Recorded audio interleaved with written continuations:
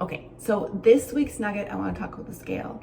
I have trainers that I follow that I highly respect, and they have been coming out recently and saying how they have their clients weigh themselves daily, which kind of surprised to me because I completely feel the exact opposite, and let me tell you why.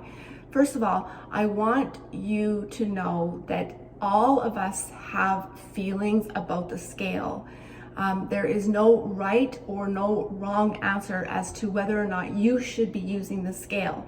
What you need to do is listen to the advice of experts, hear their reasons. They will present their data, their research, their papers to support their opinions. We all will have research to support both sides of the argument. Okay, so just because someone presents you with an article or a research paper about how weighing yourself doesn't cause eating disorders or compulsive behaviors, or it doesn't keep you motivated, I will have the exact research to claim that it does. So that won't be an argument, in my opinion. You need to hear both arguments as to why some trainers really advise it, and people like me who say it's one of the stupidest measuring tools that I personally think you can use to predict your successes or failures. And then you have to make your own decision on whether or not it is helping you. And this is just through experiences and seeing how, in fact, it is either motivating you or deterring you to keep motivated. Most of you know my bodybuilding story about how I would weigh myself in the morning and to be 10 pounds later, or 10 pounds heavier at night, because I had to make weight in the evening.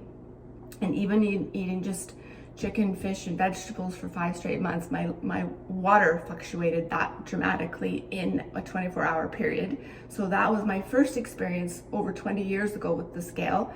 And then another experience was just a few days ago, or last week in Florida, when I stood on the scale and was 126 pounds one day and 121 pounds the very next day. And there's absolutely no way I've lost 5 pounds of fat in 24 hours, nor if I was looking at it and was 132 pounds the following day, nor would that also mean that I just put on 5 pounds of fat. What this is telling you is that because I'm eating out, I'm not in my regular routine, because I'm traveling, my water is fluctuating, probably because of the flight, me not getting as much water in as I possibly had, eating saltier foods. But again, I don't exactly know why there was a 5-pound fluctuation in water, not fat, but I don't really care.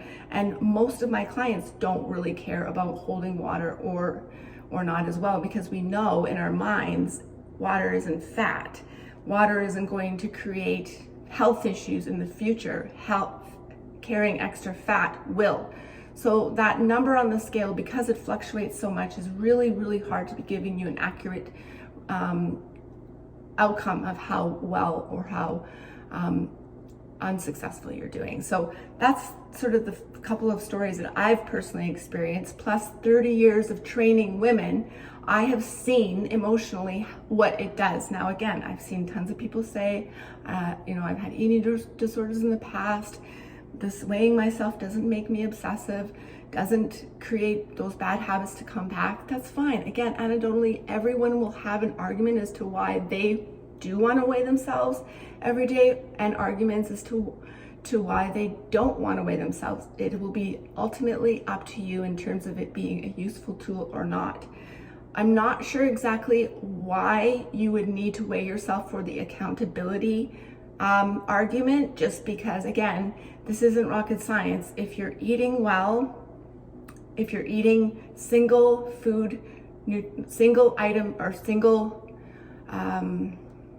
what's the word I'm looking for? One ingredient food, meaning a piece of meat, some vegetables, an apple instead of a bunch of processed stuff. If you're doing all of that, if you're getting your steps in, if you're getting your sleep in, if you're managing your stress through proper breath work and meditation, that should give you the answers on a regular basis whether or not you're going to be getting results or not.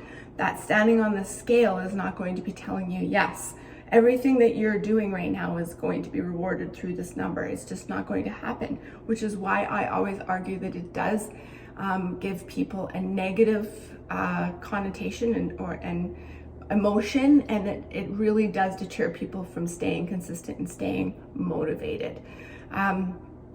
If you're looking for accountability, write down your food, put it in MyFitnessPal, and just the mindfulness of being aware of what you're eating, knowing that you're going to be tracking it. Maybe you have a friend that you send it to, knowing that they're going to be looking at what you're eating and giving you feedback on it, or your trainer. That would probably be me. But in this case, you would probably just be sending it to a friend for the accountability. And again, you being mindful about thinking about it, writing it down, having to send it to someone, that is going to be far more successful and helpful in terms of keeping you accountable, instead of a number that's going to be doing this up and down, up and down, up and down each and every day. Especially for women, ladies, our water fluctuations are crazy, especially as we get into our midlife, because of the hormone changes and imbalances that are happening day to day, minute to minute. So it really is something, in my opinion, that should be avoided. If you feel like you should have a benchmark, then that's a fine argument. What I recommend is standing on the scale once a month at the same day, the same time, with the same types of habits that you've had for 4 or 5 days. So instead of, for example, I wouldn't weigh myself Monday morning, because on Saturday, Sunday, and Thursday, Friday, Saturday, and sometimes Sunday, I'm not as disciplined. So I would want to be, or I'm not as consistent with how I normally eat 80% of the time. So I would probably recommend weighing myself at the end of the week, say Friday morning or Saturday after I've been more consistent with what I do 80% of the time.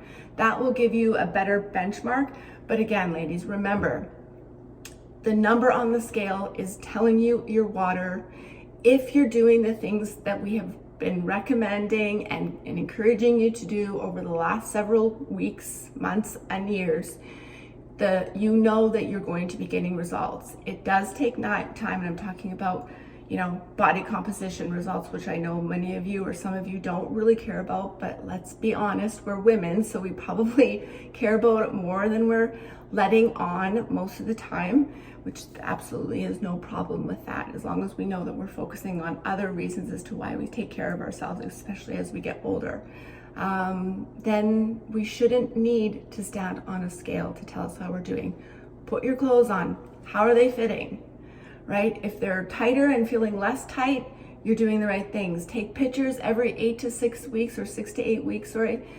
Those pictures won't lie. They will tell you exactly how you're doing. Just make sure you're wearing the exact same outfit with, the same setup at the same type of day. Those things will make differences.